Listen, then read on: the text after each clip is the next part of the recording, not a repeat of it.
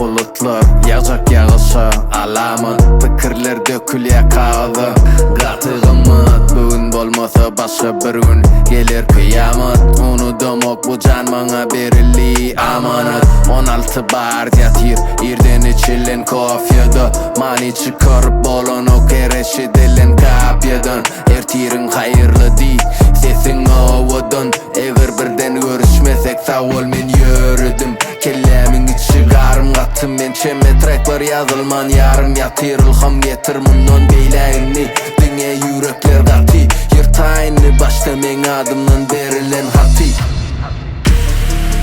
gece gece karlar yağar adım öçür divarlardan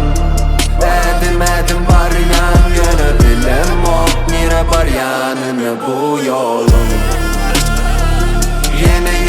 elim uzadım asmanı sordum ey doğru yolu gözledim ey köçülür hem şayat dilaydı bilenak her kellede kızadi yıkılsan tur yürü şikayet etmeden bu durmuş sino sebepsiz del her atılan edim her geçen yolun hemmedenin ödüne melim iki cahanın arası her kime yetik öz yarası yüreğinde yat yurtlarda yüre